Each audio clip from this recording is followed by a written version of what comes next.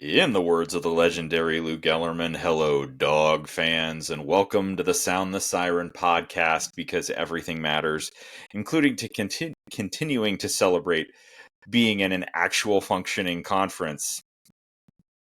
Oregon State and Washington State, we see you in the WAC 7. I am, as usual, I'm your host, Hooligan 7 tonight. I'm joined by Hood Husky, JCap, DJK Woody, and the Darker Knight, signed in as Friday Night Bite, and Hood signed in as Big Hood. How are you gentlemen all doing this evening? Doing well, man. Doing good. Doing real good. Excited for Friday. Of course, absolutely. Friday night of course, as always, we're all on Twitter. We're on and it's the podcast. We're on Twitter, Instagram, and YouTube at Sound the Siren UW. Please subscribe and leave us a 5-star review on Apple Podcasts or wherever you're listening to our show. If you're watching on YouTube, please like this video and hit that subscribe button to get notified when we post new content. If you'd like to support Sound the Siren, you can do so at podcasters.spotify.com/pod/show/Sound the Siren pod UW/support, and that's the letters UW, and that will be linked on the screen. But without further ado, it's of course we've got to start with beverages, but we've also got a new segment coming soon for you this evening. Hood, we'll start with you. What do you got tonight, buddy? Oh man, I got the essential water by the liter. You know what I mean? So high quality H2O again. Yeah, that is high quality though. Love that stuff. That's fancy. Highest of quality. The highest of quality. Essential. All right, JCap, how about you? I'm on some red wine this evening. There we go. Keeping it classy. Nice. Okay. Nice. Darker Knight? I'm with Essentia's cousin, Dasani. We just over here hanging out. That low quality H2O. Low Or quality, medium, mid quality. It's that low kickback mid quality, DJ, is it a claw night? No, I'm on the even lower quality. I got the filtered tap water on hand Nice. tonight. All right. And I was at PCC. Shouts to PCC the other day. You guys saw it. I texted the group. But I've got an old schoolhouse brewery, which I guess is actually in Winthrop, Washington. But I happen to notice that they have a stout called Hooligan Stout. So I'm like, that's literally got my nickname on it. So that's what I'm sipping this evening. It's nice. NIL. The NIL's coming through. Better than I can use UNLV. it. Come on. Hey, right? Shit. USC's too. Yeah, I'm 4 seasons in. I don't think I can get a red shirt to Redshirt's transfer team to host another podcast. Let's see. All right. I think that's probably a good segue right into stupid tweets. Who wants to start? I didn't even have none this week. Man, I don't have a specific one, but I mean, you mentioned it at the very beginning. It's just a whole gang of tweets from an Oregon State fans. They're the masters at spinning everything into whatever they want to think or believe, and there's nothing bad that happens to them. Everything's good, and yeah, they got schools left and right denying them that aren't even that good. Tulane, isn't that one of them that said no thanks? And then UNLV tonight, Air Force, UTSA, Memphis, yeah. I know, but they still want to stay their power conference. I mean, shout out to Digital Dam, can't talk. But that guy, You mean Tool Digital bag. Dam? Those are bad takes. yeah, he's a little delusional out there. But shout out to those guys thinking that they're still in an elite conference. But I mean, just like we talked beforehand, just merge together. Why don't they just do that? I understand there's a lot of money involved that happens, but that's the best way to stay relevant. Yeah. I'm going to go slightly outside the college football universe for mine. And it'll be kind of a two-parter, and the first part is at the Mike Sock for his basically inexcusable, but clearly because he's the program director for the Mariners broadcast partner, that it's not the Mariners, it's just baseball. And then at Benny Betts _ they went out and got a bunch of dudes at the deadline and did spend money. The media as a whole is brutally hard on this team and needs to back down. This season was a success. No, No, it wasn't. when you have the best rotation in baseball and you're basically eliminated from playoff contention before the last game of the season, and you basically had every opportunity, either, to quote Mr. Go 30, piss down your leg, I'm not really an athlete. Or in the Mariners' case, they're not really a franchise that's serious about competing. No, was there's that no Dakota's excuse. burner? Deposed. Yeah. Yeah, No, do you think so? I don't think it would be Dakota's burner. I think that's John Stanton's burner. About, hey, they did spend money. We hit 54% or something. They're pretty close to it. Like, Yeah, no, that's embarrassing. No. Mine's not necessarily a stupid tweet, but a stupid take from Troy Dannon, former UW athletic director, requesting to send a letter to the Big Ten requesting Nebraska does not host Friday night games. Coming off a loss. Soft. At home. At home. Soft. So soft. We call that cream of corn. You can have some high fructose corn. Shut the fuck up. The other stupid tweet that I do want to call out is that we got into it a little bit over the weekend, or over the last few days, and this one goes out to @Phoenix Suns 2025. I made a comment, CFB home, somebody quote tweeted and said UW better, and CFB home says, "Oh, are you sure about that?" and clipped a picture of the box score from this game, and I responded and said, well, we've yet to rush the field against San Jose State, so there is that. And Phoenix Suns 2025 had to chime in and say, you rushed the field against a 5-7 Wazoo team after needing a field goal to beat them LMFAO. Yes, and as I said, context doesn't exist. Context does not yeah, exactly. But evidently, maybe this is actually true. Maybe they're going to become the WAC 7 and San Jose State's going to join the party. And that's going to be the Cougars' next 100-year rival that they're going to just care about beating and, basically not playing any, like, I said it in the thread. It's like, anytime the Cougars have played an Apple Cup that has additional context other than just the Apple Cup for them, they've got their ass absolutely handed to them by the University of Washington. So, there's that. All right. Any more stupid tweets, stupid comments, or can we move on to our new segment? I'm good. All right. Well, we're starting it a little bit on Twitter, but there is some incredibly fire Husky merch coming down through suppliers like Home Field Apparel. Simply Seattle is absolutely murdering the game right now. So it's our new segment. It's Husky Couture, and where we're going to just shout out a piece of Husky merch that we've seen lately that we really, really like, is that may be at the top of our wish lists. Darker Night. You could lead us off since you've got it in your hands. So what'd you find? And where? Man. Yeah, it was something Simply Seattle had posted maybe a month or so ago, a little less than that. And once I seen it, I was like, yeah, I gotta have it. So I went down to location in downtown Seattle and picked up this crew neck. You guys can see it here. It's kind of cool. It has this little print in the front, but in the back it has the whole Husky script going through the arms, through the back. And so I might have to put this on very soon in that Natty rematch, if you know what I mean. Is that an important game? Not really. Just a game. I'll springboard off of that and again give a big shout to Simply Seattle. The thing that I've seen recently, like probably my favorite thing that I've seen recently, although there's just a ton that would be like want. But they've got a Mitchell and Ness retro script lightweight satin jacket. You kind of see it on my phone there, and that's just fire. Hood, how about you? What have you seen lately that you really like?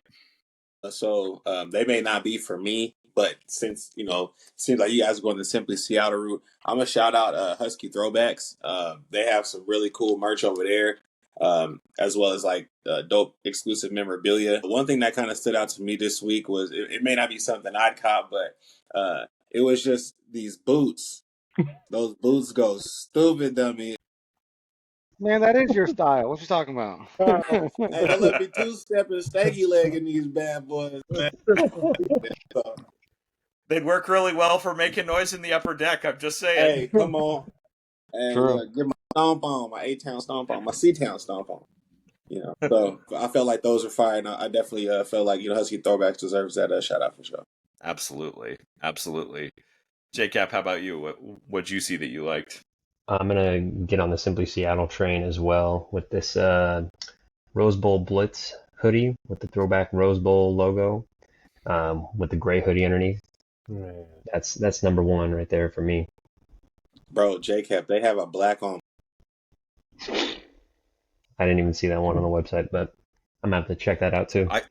Yeah, and I saw. I think it was a jersey, or it might have been a hoodie when I popped through the bookstore on the way to the Eastern Michigan game a couple weeks ago.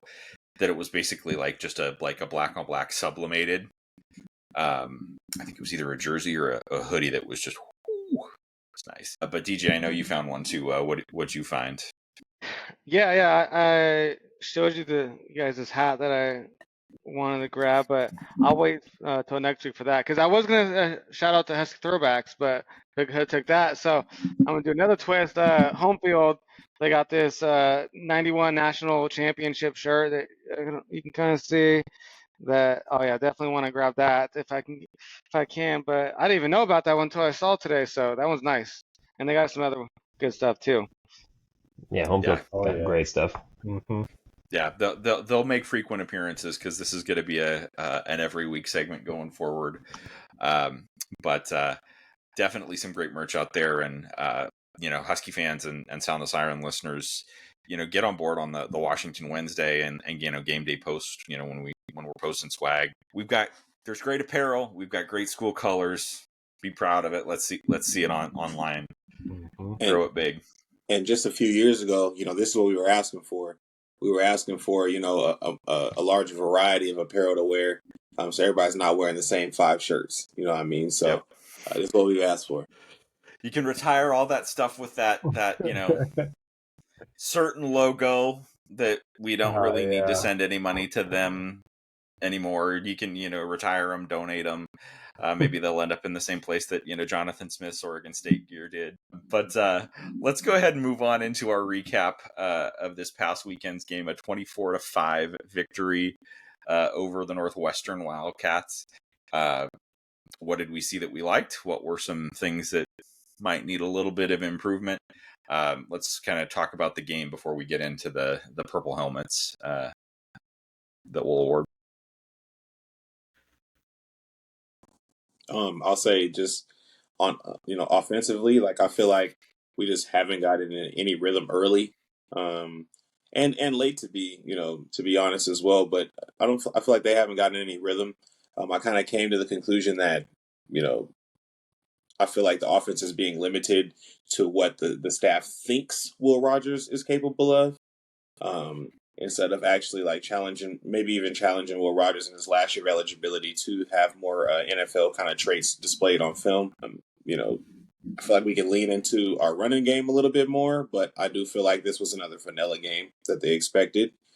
Same as the Wazoo game. I think this was another game that they felt like they could just kind of halfway kind of call through and we were going to get the dub.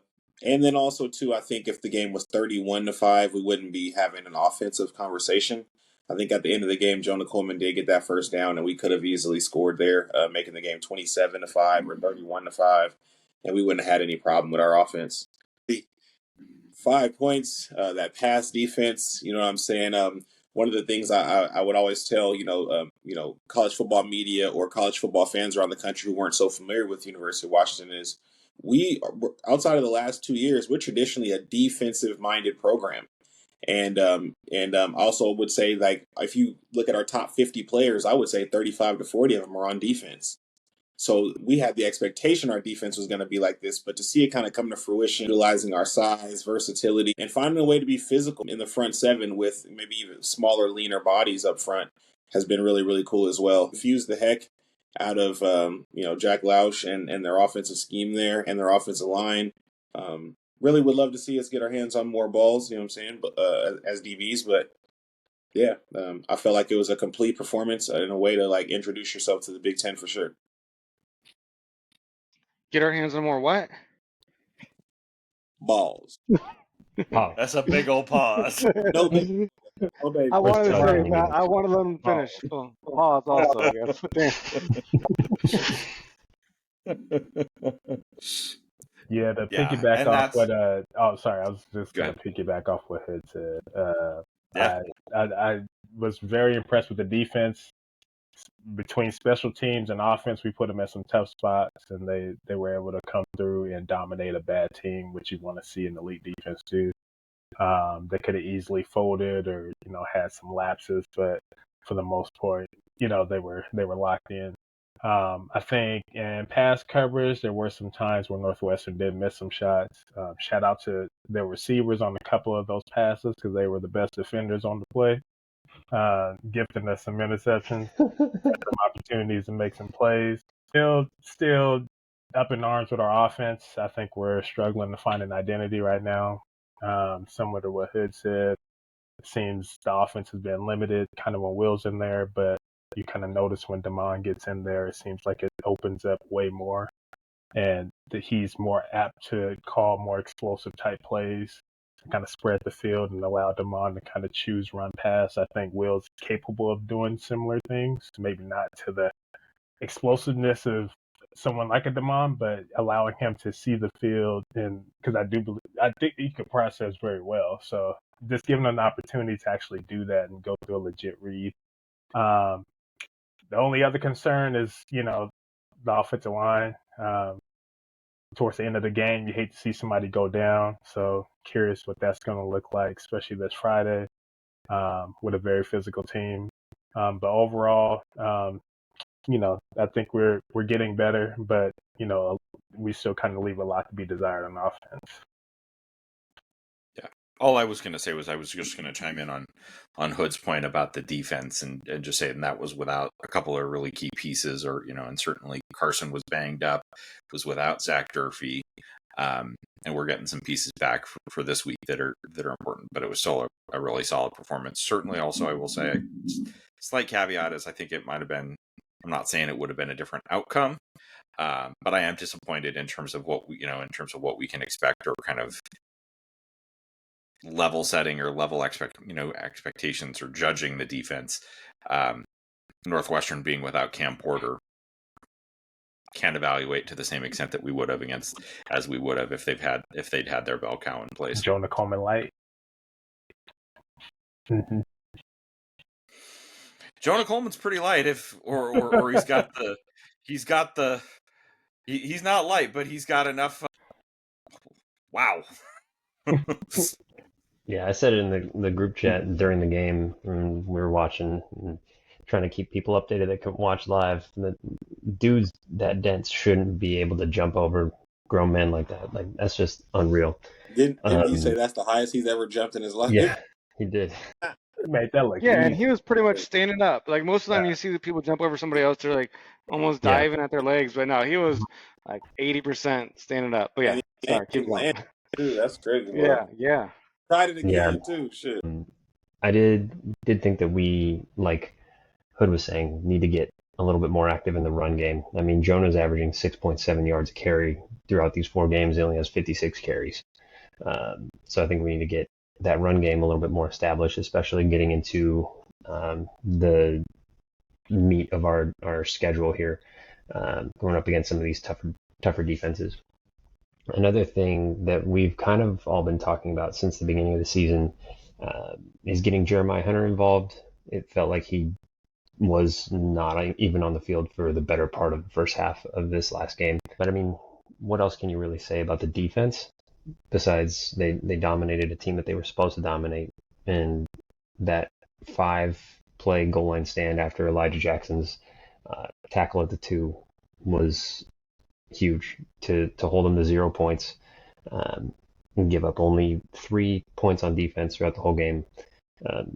You can't really expect much more out of it. I mean, like Hooligan said, they weren't with their number one running back, but you can't really ask them to do any more than what they did. Mm-hmm. Yeah, shout out EJ, man. Yeah, that was amazing play. Yeah, I'm not gonna really. I mean, everything that you guys said, I pretty much agree on. So I'm not gonna go on about that. So I'm just gonna bring up a couple extra points. I mean, for one, who got hurt at the end of that game from the offensive Max line? McCree. But Okay. he walked off. And I think the expectation that he's going to go this Yeah, weekend. the way that So the coaches have been talking in the press conferences this week, it doesn't sound like it's going to be anything that'll keep him out this week, though. Okay. Yeah, I mean, I guess I'll just retouch on like the defense. Like, it's amazing watching them, as Hood said, that's historically been what we've been good at, and so it's good to see that back. Because the last couple of years it hasn't been what it should be. But two things. For one, does anyone know when Butler is going to be back? I know he's dealing with a personal situation, but is he gonna come back? Has anyone heard anything in regard to that? I haven't heard when he's actually going to be back playing with the team, but I did see that he was posting on his Instagram that he was coming back to Seattle. I don't know if he's going to be Okay. playing, but I know he's Yeah. at least back at the university. And then Fish mentioned that he wasn't going to be there for the Rutgers game, but the fact that I think he volunteered that information kind of makes it feel like he's on a trajectory to be back really soon. Like, Yeah, even I agree speaking with that. about him right now is kind of interesting. So Yeah, Okay. shout out Bryce. I mean, Husky Nation got your back. It's absolutely tough what you're going through, and we all feel for you. But Yeah, for sure. Yeah, he can take whatever time he needs. But I just was curious because Hooligan was talking about missing some guys or guys being banged up last week. But that's a guy we can definitely use back whenever he's ready. But yeah, the one thing that no one's really talked about yet that needs some improvement is our special teams, like coverage, allowing like these, not just this game but several games this season, allowing long kick returns, even some punt returns a little bit too. And yeah, we got to be better at that. I mean, luckily we played Northwestern, who couldn't capitalize, taking it down to the yard line, but most other schools would capitalize. And so we definitely need to improve on that and get better and do. Who's our special teams coordinator? Is that Powell? Pow. Yeah. Yeah. Yeah, I mean, he was good before when he was with us. So, yeah, I just need to figure that out. he wasn't our special teams coordinator though. It was Oh, he Bob wasn't? Gregory was What? special teams coordinator when Oh, okay. he was just There's tight a- end coach last time he was there's here. a person that Jed Fish kind of has been yelling at for the past 3 weeks, and it wasn't Pow Pow. So I'm curious if Pow Pow is actually responsible for the drilling and stuff like that, or maybe he's just like the overseer of it. But there's, I kind of think it's the Wazoo game. There was a return, and he like looked over his shoulder to this person and said, "We have to be better than that. We have to be effing better than that." So, and it's been multiple times that specific person has been chewed out after a special teams play. So I think that person might have responsibility there. Makes sense. I know I was reading something where they've been staying after practice, going repetitions of coverage. So they're working at it. I know that, because when you're averaging giving up 28 yards to kick returns, it's not going to win you many games. No, you can get away with it against the teams we've played thus far, but against some of the teams we have coming up, that will be a no. Yeah, it was nice, for my part. I was not able to watch the game live, but certainly have watched it since. It was nice to see the offense. It wasn't right out the gates, but getting some points on the board early, and then it was a bit of a novelty for it to start relatively fast and then disappear for a bit. Certainly, the offense is yet to put three good quarters in a game together. I'd love to see 4, because I think some really good things can happen if that's the case, particularly with if the defense continues to play like they have been. But certainly I continue to be really encouraged by what we've seen from the O-line. It's been better than expected. Is it by any means what it was last year? No. But they're getting the job done. For the most part, Will and Damon have been working from pretty clean pockets. Running backs are getting space to run. I certainly will say that I think, Cam Davis continues to round into form and knock that rust off.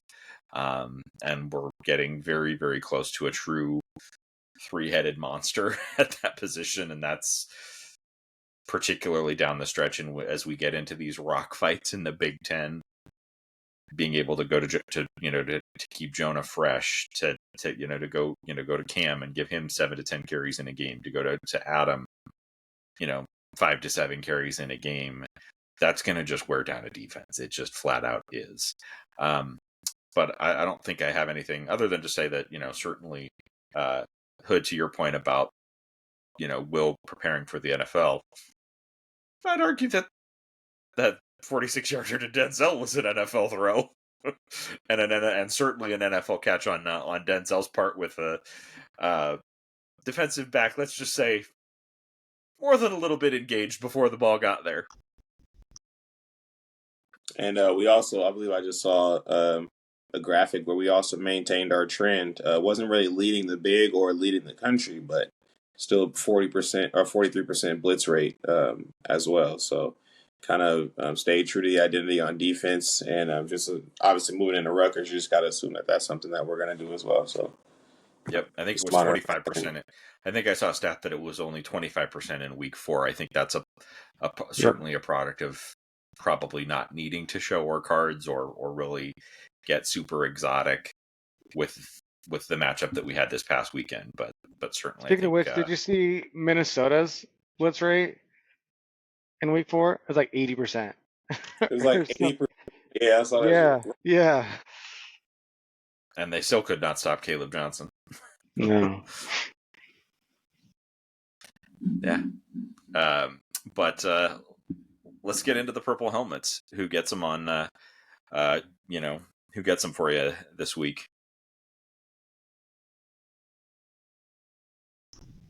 I'll go. I mean, I think to me, it's pretty obvious. Offense, I thought Denzel Boston had an amazing game. So I'll go with him. I mean, if we can do special teams, Elijah Jackson with his play, I don't know. That one play alone. Absolutely. Yeah. But on defense, I'll probably go Isaiah Ward. He made some good plays. I think he had a sack and at least 1 or 2 tackles for losses.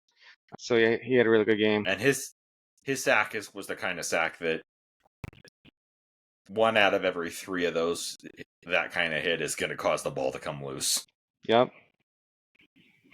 I think on the defensive side, I'll jump in and say that I think my just for making a big play and being right in the right spot and playing through an injury, I think I'll award my purple helmet of the week to Carson Bruner, because you can tell like the arm is still the arm and the shoulder is still bothering him.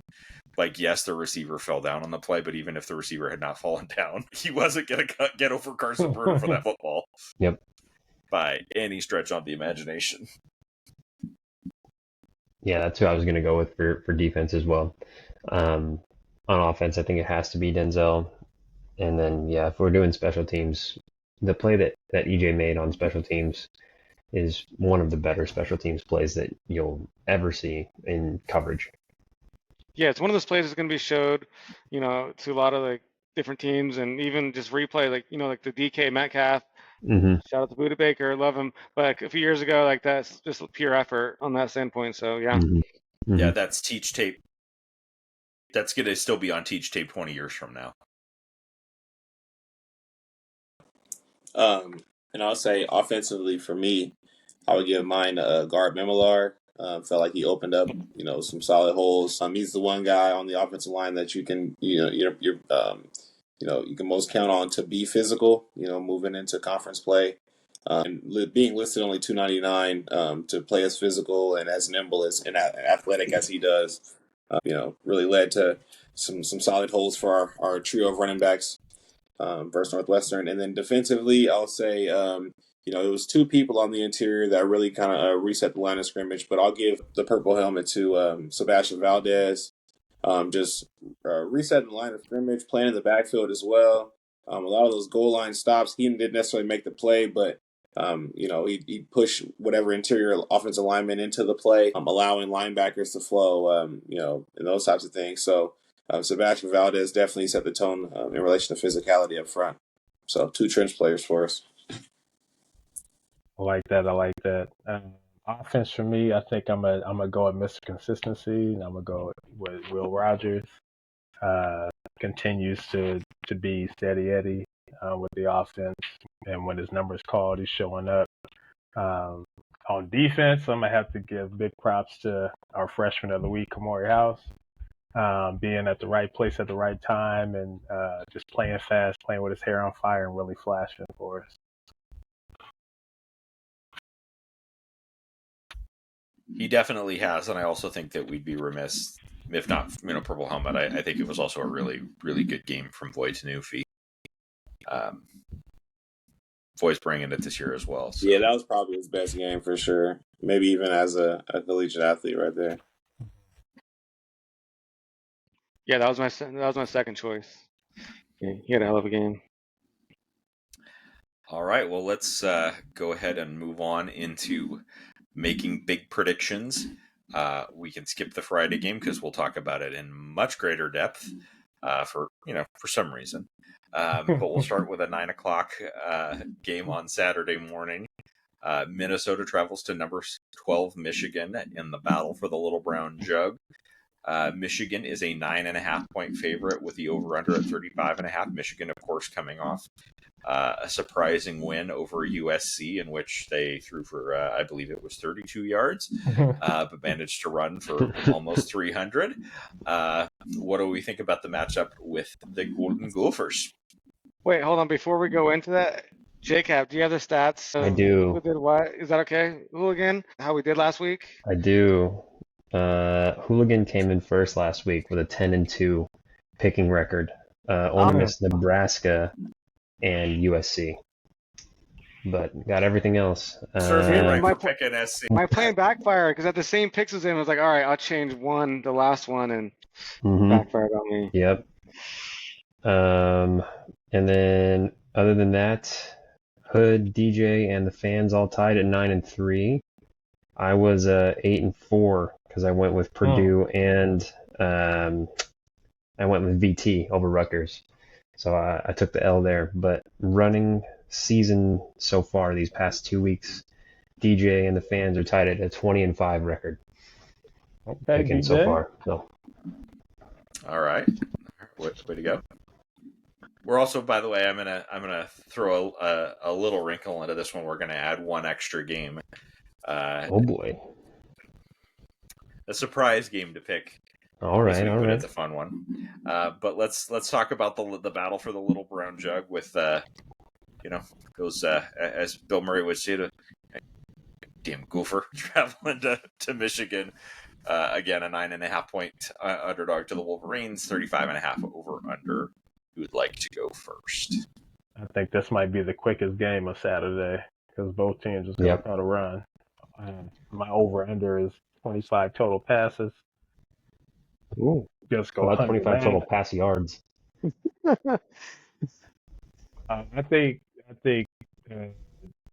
it's closer than you think. It's a rivalry game, obviously, but I think Michigan pulls it out by a field goal. I'd say it's in the 20s, so. Close game. I completely agree with that. I think it's closer than the 9.5, and I think it's under the 35. Minnesota can actually move the ball; they just don't score. So I think they'll have some really nice plays. A solid running back, stable, decent offensive line. They won't be able to pass, too much, but yeah, high teens, 20s, 3 points. Moving the ball and not scoring, that sounds a lot like my golf game because my ball moves all over the course, but in terms of scoring in the positive way, not so much.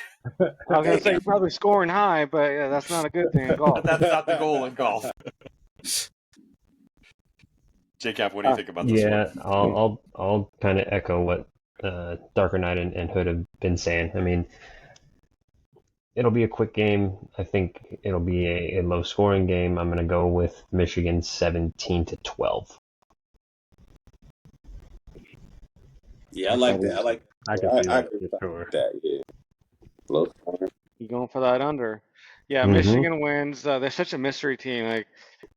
Look terrible some games earlier. Then that win against USC. That's a good game, and they're kind of hard to predict. But I'm saying Michigan wins.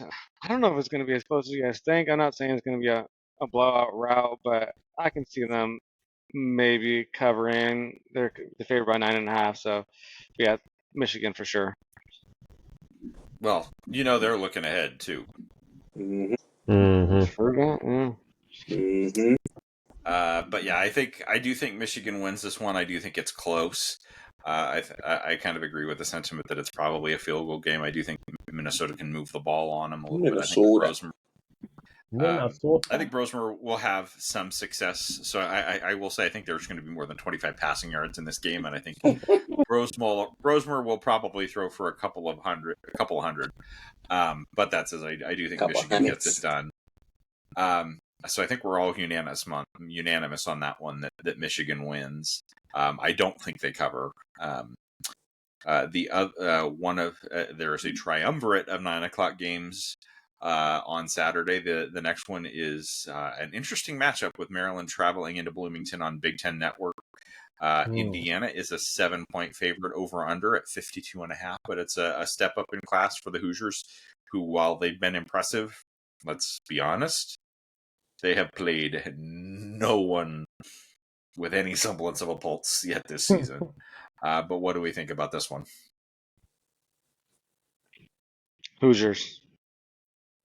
Yeah, same. I got Indiana in this game, but I think this is the first team that's going to be able to score with them. So I do think it may push to be over that 52. It's 52, right? I think it'll push to be over the 52. Billy Edwards is playing as good as any quarterback in the conference, in the country. I do feel like it was a fluke loss versus Michigan State. I feel like they are a little bit more talented than Michigan State, especially at the skill positions and on the defensive line. I don't know how the hell they lost to them. But yeah, I definitely feel like Maryland pushes it, but I think Indiana pulls it out at the end. So I'll say something like, 35, 31, something like that. Yeah, same. I think Indiana wins. I take the over. I'd say it's I don't know. I'd say a 31-28 game, something like that. That was literally the exact score I just put into my head, was 31-28. So thank you for stealing the score, but I'll echo it. Yeah, I've got a 31, but I think the 31's going to be on the losing end, and I think this one ends up 42-31 in favor of the Hoosiers. And be prepared, everybody, for late October when we travel to Bloomington. Everybody be prepared for undefeated Indiana, because that schedule is friendly between now and then for the Hoosiers. So I'll keep it a buck though. Maryland definitely can win this game though. Like Maryland definitely can win this game. Because I don't think Indiana has the cornerbacks to stop the trio of Maryland receivers. So. Mm-hmm. All right, DJ, we got you on that one, right?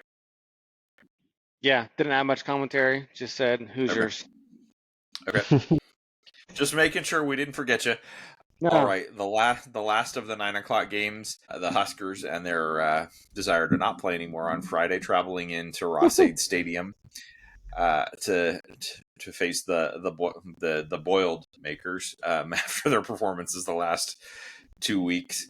Nebraska is a 10-point favorite on the road. Over under it's 47.5. I'll go first on this one. I think Nebraska wins, covers, but I'll take the under. I think they win comfortably, but I don't think they have to really light the world on fire offensively to beat a Purdue team that is reeling. I completely agree. Hudson Card has fallen off the wagon. That's actually a very good team over there. But as good as a talented team as Purdue has had in a long time, and Hudson Card is making dumb mistakes. So that's unfortunate for Coach Walters. But yeah, playing the wrong card. Yeah, I think Nebraska. Yeah, they derailed them at home. I'd say Nebraska wins by at least 3 touchdowns. Yeah, like 28-7, 31-10 type. Mm-hmm. Yep. Yeah, give me Patrick Mahomes light, 31-14. Nebraska's front seven is relentless. DJ? Yeah, you can catch this game on what Tugs calls the Peacock at 9 a.m. But yeah, Bro, I'm you glad. can't say Tugs calls the cock, dude. You can't Yeah, say that. yeah. My bad. Find it It's on too late. Tubi. Too late.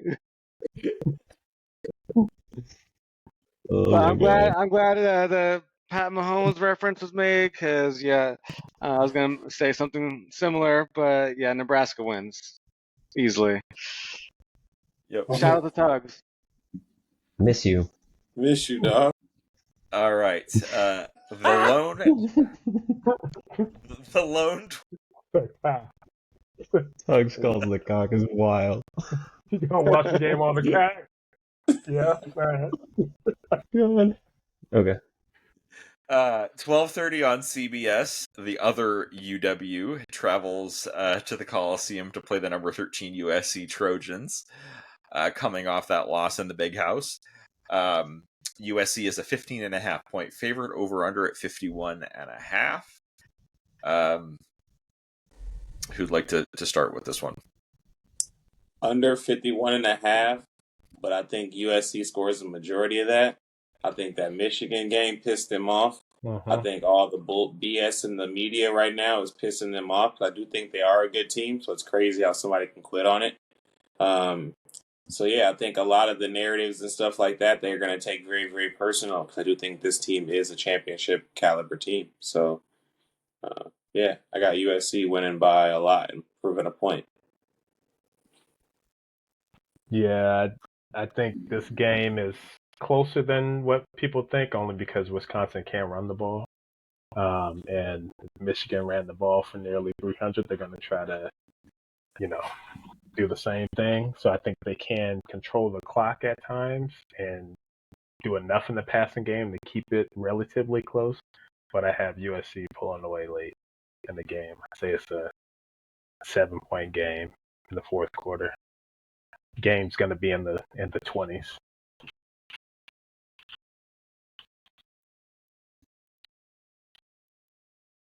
DJ. Yeah, I got USC. I can't trust Wisconsin after how they looked against Bama. Holy shit, that was awful. So yeah, USC. Man, it's hard. I think they'll probably win. If I had to choose, I'll say the cover, but it would be around what the spread is. I think at the end of the game. I think they win and cover comfortably. I don't know that I think it may be close to the over-under line. I don't think it gets over that, but Wisconsin's committed one of the classic blunders. They're paying Alex Grinch to help coach their defense. Jeez. Yeah. And USC's defense in turn is also going to be pretty pissed about that.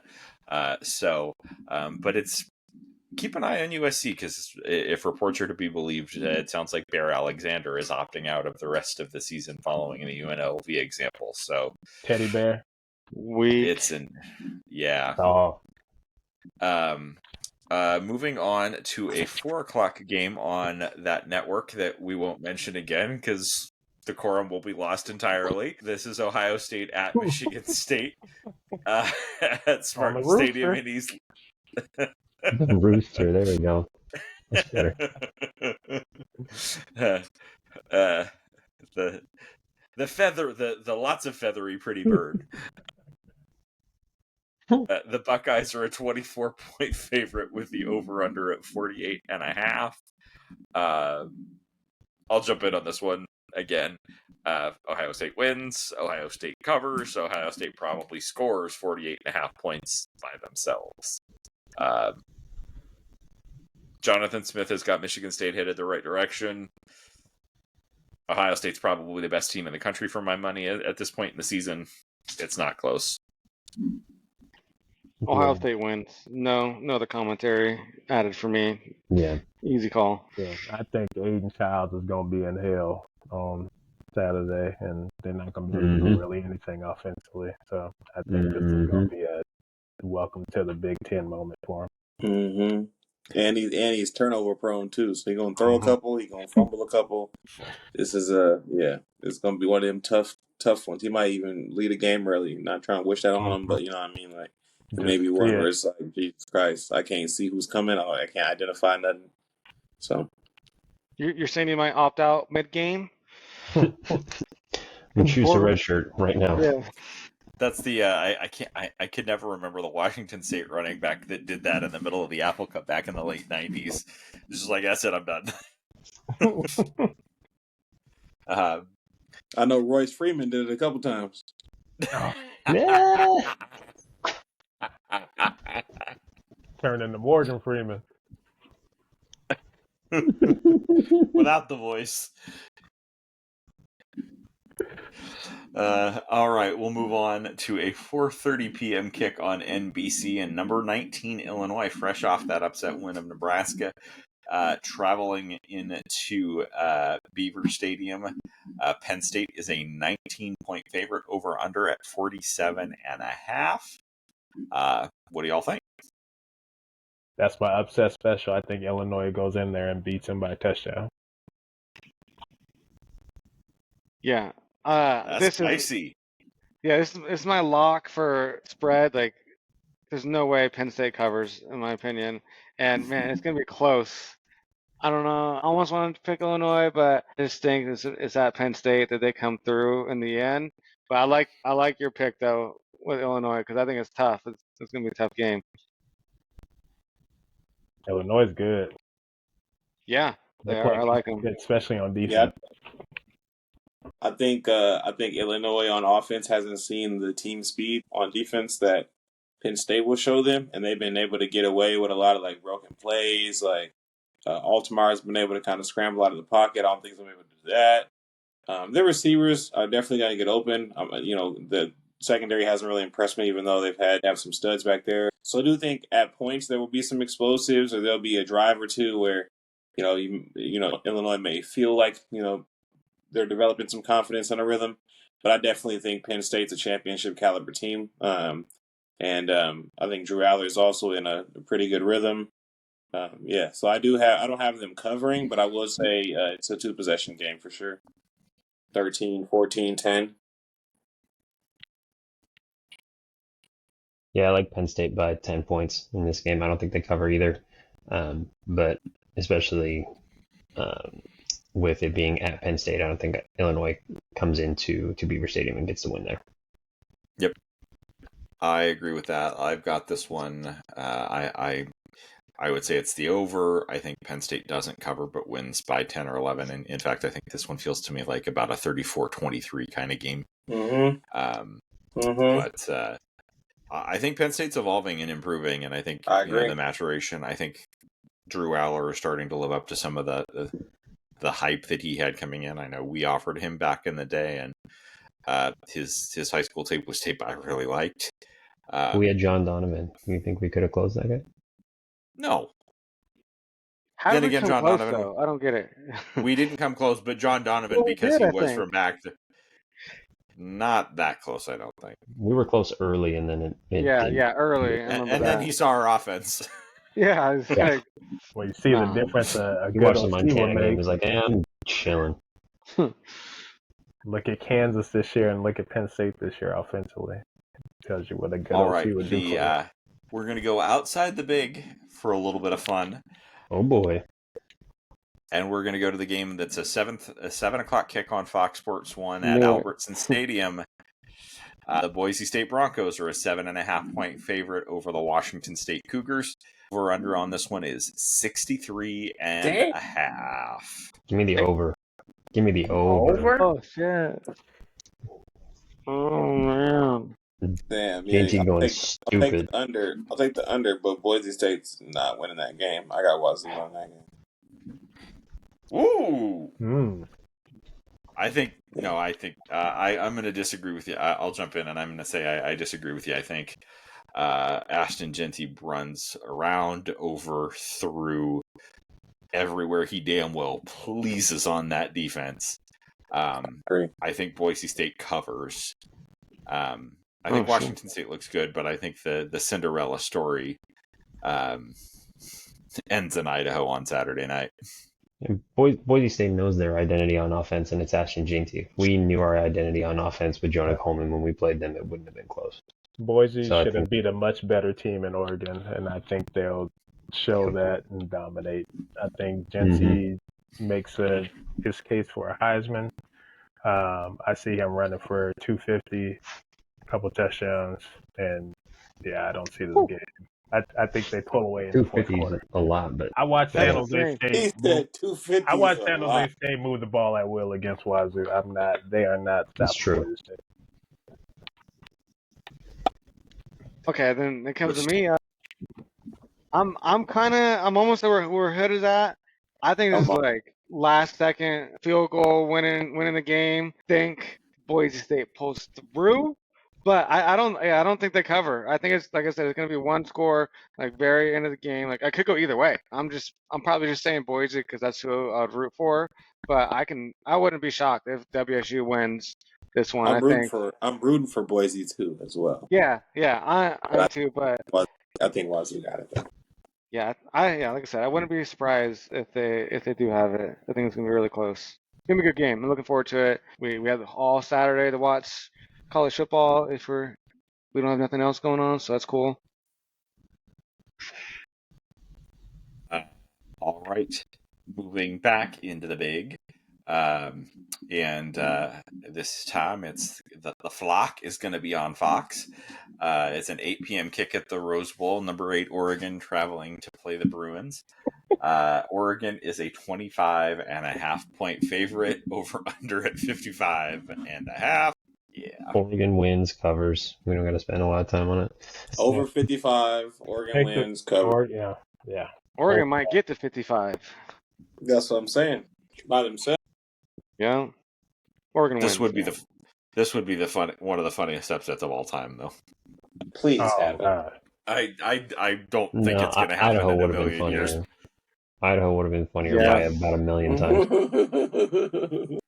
That's true. That is true. But I'm still so bummed I didn't get to say, how does Oregon spell Idaho? They really were that close to having 2 losses already. For the record, this week, Hooligan, DJ, and I have identical picks for all the games. Well, great minds. You guys are going to come out undefeated. Hood took Wazoo and Darker Knight took Illinois, but other than that, everyone's identical this week. Okay. All right. Well, let's talk about 5 o'clock on Fox Friday night. Dogs are traveling out to Jersey. What do we think?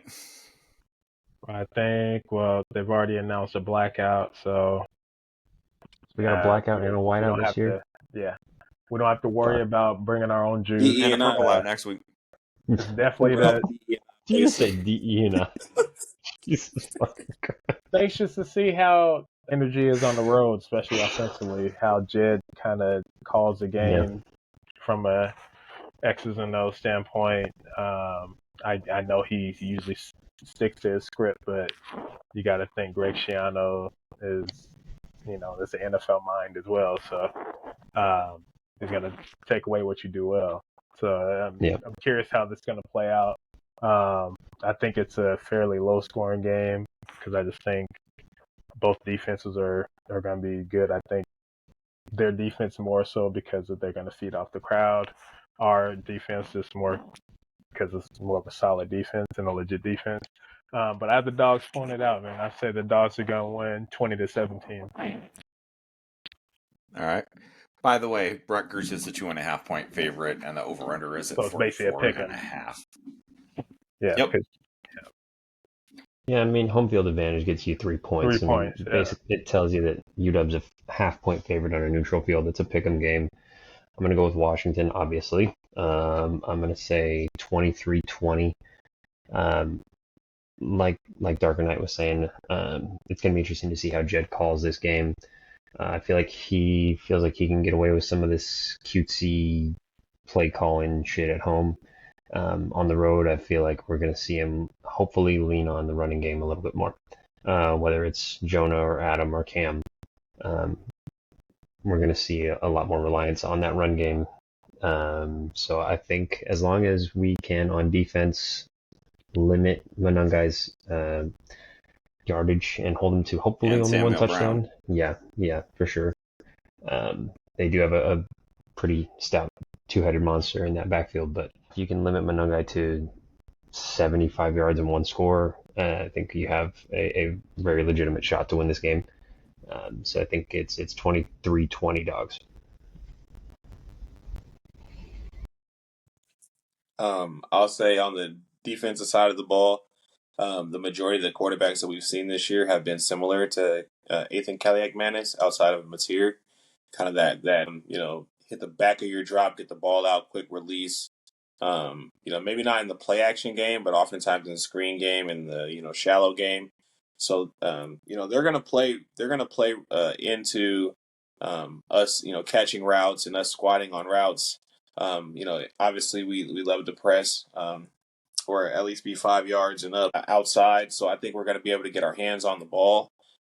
What I'm excited to see is I think it would make sense to run blitz. I feel like we're just going to run blitz all game and just trust our DBs on the back end to kind of cover and make plays. Who matches up with Dymere Miller is going to be the big matchup of the game. Is it somebody that follows him, or are they just going to rely and keep people on size and maybe shade and have help towards him?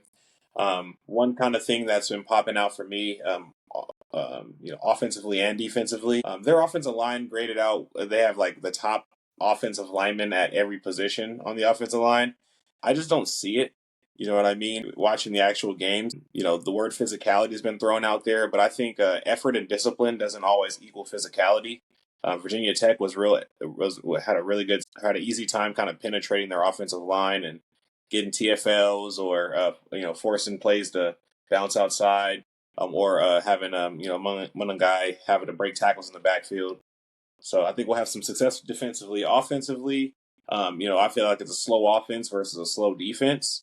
So I feel like it's going to be kind of a stalemate for us. So I think our advantage there is going to have to be using our three-headed monster at running back. So one thing too that I wanted to mention too is with 46 players having this be their first road test. How do our green dots communicate, especially on defense? How does Zotup and Carson relay messages to the young guys, and how do they respond in such a rowdy and raucous environment? I'll say, and then in as far as a score is concerned, I got 26-19 in like a high-paced field goal fest. So I think both of these teams are really good in between the 20s. Both are terrible in the red zone. And I do think, so I have Washington having 2 touchdowns, 4 field goals, Rutgers 1 touchdown, 4 field goals. It's like this high-paced, high-octane, high offensive statistical game, a bunch of field goals to be the results of the drives. Yeah, I think one of the big keys, I think certainly it's going to be really interesting because I think there's a lot of similarities between the teams in terms of what they like to do. I think one of the keys certainly is this a game where we run to set up the pass and try and and really lean into Jonah and Cam and Adam and then try and take some deep shots to really open it up, or is it another game where we try and kind of pass to open up the run for them? One of the things certainly that Rutgers really, really likes to do is that they like to basically they like to run basically essentially a triple option off of a zone read, where they drag the tight end across the formation, and then they've got somebody at kind of the 8 to 10, a receiver coming in a crossing pattern at about 8 to 10 yards. I'm going to be really interested just schematically to see what Belichick does to defend that, how we scheme that up, who follows that tight end coming. A good player. Fletcher's a good player for them, coming across the formation. Kaliak-Manis is not the runner that Mateer was by any stretch of the imagination, and I don't think he's the runner that even Jack Lausch was or is. But he has some mobility. He's not a statue. He's not, me standing back there by any stretch of the imagination. But I'm kind of a similar mindset. I think that run blitz, I think, will be effective. I think while Monangai and Brown are really, really good running backs, I don't think they've got some moves, but they're not shifty backs by any stretch of the imagination. They're more downhill power runners. And if it's tackling fundamentals, it's going to be a big game for the safeties coming downhill to help in the run game.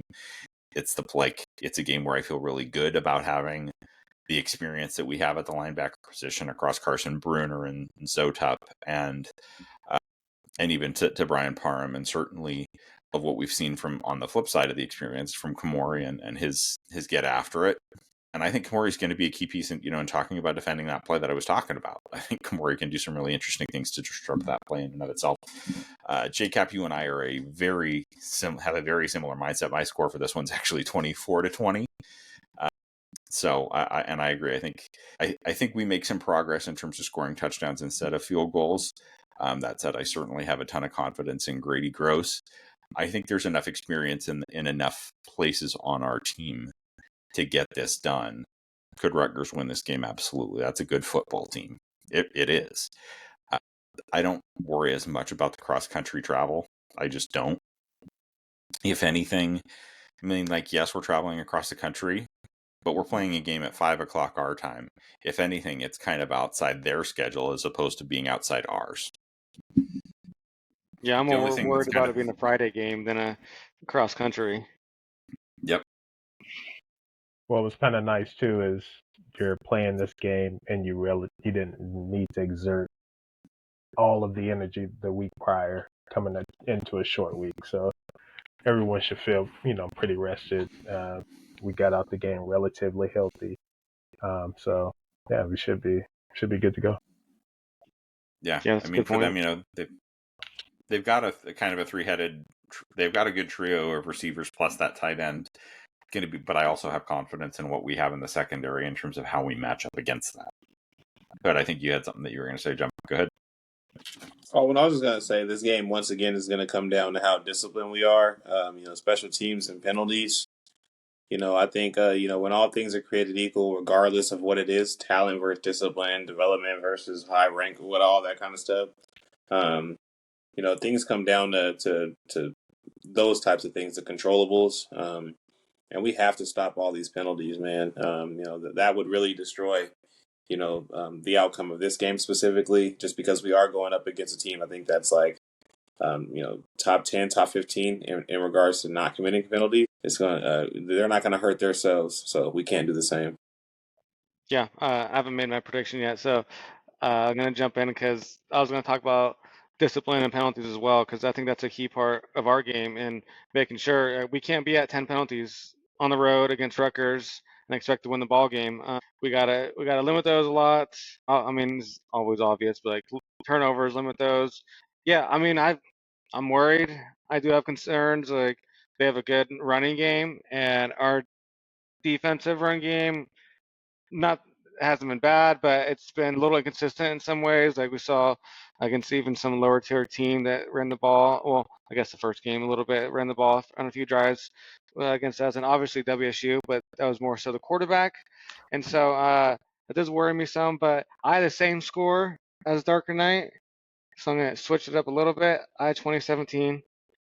I'm gonna say 2016 Huskies. And I've literally gone back and forth too, on who might win, because I think it's going to come close. I think we're going to need a defensive stop at the end of the game as Rutgers is driving. Maybe if it's 2016, they got to score a touchdown, so we're going to have to make a stop sometime there. In one of my notes, man, it says I say we keep it shallow in concept on off. And speaking on our offense, we keep it shallow in concept, and they let you play underneath. They just miss tackles. So, one of our big things is going to be if we can get our weapons out in the screen game, get them with the ball in their hands. We already are one of the better teams when it comes to run after catch yardage, and they're one of the worst tackling teams. So I think this is going to be a game where if we can get our guys in space, our running backs in space, our weapons like Giles in space. Like I said, they're very slow, albeit disciplined and high motor. Relentless. They still take bad angles. You know what I mean? So, while we give them this credit for being physical, I don't really see it up front either. Virginia Tech was definitely able to kind of do what they wanted at times. I think Rutgers was up 23-7, and they were able to run the ball to get back into the game. So, I don't really see the physicality element, and I do feel like our offense can definitely move the ball. I just don't know if I necessarily trust our red zone conversions yet. If what you're saying is accurate, which I assume it is, about them tackling, getting Jonah the ball in the passing game is going to be crucial because he's going to break those tackles more so than majority of running backs. So yeah, against screen game, like you said, even just some swing passes. I mean, we saw it last week a few times, jumping over dudes and just breaking tackles in general is getting first down. So yeah, going to need that a lot. I mean, not to defend Rutgers, but the Virginia Tech running back, certainly Kyron Drones at Virginia Tech's quarterback is a threat to run. Although I know he was a little banged up at junctures in that game. But Bashal Tutin's a good running back, but again, that's both to Hood's point of that they struggled to tackle or they were giving up some explosive plays in the run game. Like, yeah, they were, and they were playing a good player, but they're playing 3 good players at the running back position this week, so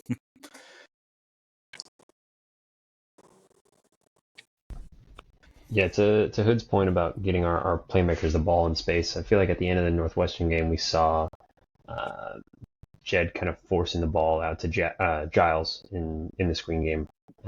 So I mean, if this is a game where we can get our guys out in space laterally and getting them to miss those tackles, Jonah and Giles are going to be huge in that for sure.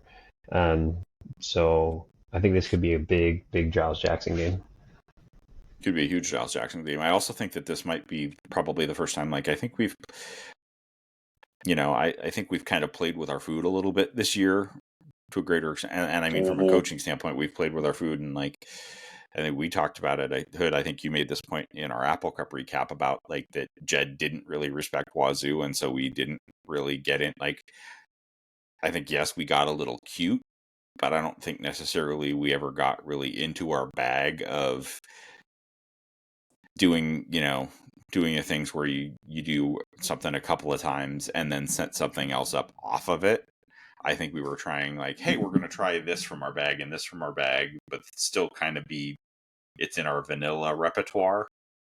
I think this could be a game where I wouldn't be surprised to see us get a little deeper into the playbook to take advantage of matchups and set what is a good defense up to get burned. Just kind of looking at it too, was just after kind of mentioning their missed tackling. Ashton Jeanty, it leads the country in forced missed tackles per attempt, and Jonah Coleman's runner up in that. And then yards after contact per attempt, Jonah Coleman leads the country in that with above 5 yards after contact per attempt, which is ridiculous. So you average 5 yards after contact, and this is a team that's not really good at tackling. I know you're averaging 6.7 yards per run, period. Per run, period. Which is, dude, and you almost had 30 broken tackles with 59 carries. So you break 2 tackles every run. Like, that's crazy. Anyway, so I just don't think that they can. They're going to be able to stop us when it comes to their defensive line. Obviously, with Mo Turry being injured, they did get, I think his name's Powell, last name Powell. They did get him back last week. One of their veterans up front. Powell, I think. Yeah, I got and Will Bailey, I think, came back last week as well, and had the safety that Kyron Drones got stepped on, and the ball he threw it looked back. like it looked like an NCAA glitch. It did, bro. It did. It just didn't go forward it didn't go forward for 60 yards. But I will say there were moments of pressure. There were moments of edge pressure. There were moments of interior pressure, but nothing to the extent of any team that's consistent at doing it. They also, opened up a bunch of running lanes doing so. If you watch the Virginia Tech game, there were, a lot of quarterback runs, running lanes. There were a lot of running back running lanes. And like I said, they used the running game to come back in that game, not the passing game. So. And I will say I've been impressed thus far that this year with Rogers' mobility. Is he the fleetest of foot? No. Is he an absolute weapon? And that we should have carry the ball 5 times. But look at that snap wait. But hey, and then all of a sudden was 15 yards down the field. Like that showed some athleticism. That was impressive. So, anybody have any final thoughts on this one? Please win. Please win. Please. Finally, I'll just say, the coaching staff has been the one thing that I've personally felt like on offense has hindered the talent and not the other way around. I'd really want to see, them start to trust Will a little more. Will has done everything that they've asked him to do in regards to keeping the ball safe, executing the shallow passing tree, allow him to kind of show off. You know what I mean? Allow him to, some confidence this week in practice, some confidence in the game plan to trust the 50-50 throw or to trust Jeremiah Hunter when there may not be that separation there. Give him the green light. So if he does have a tip ball that's an interception, he knows he's going to be the first quarterback back out there, and they're going to trust him again instead of it being, oh, well, what's this? Is this freshman going to get in there and kind of build Will's confidence? And I would say start with this game. Yep. Agreed. All right, everybody. Thanks so much for listening. We'll be back to recap this one next week and preview a huge matchup on Montlake that's been announced as a 4:30 kickoff on October 5th. Thanks for listening.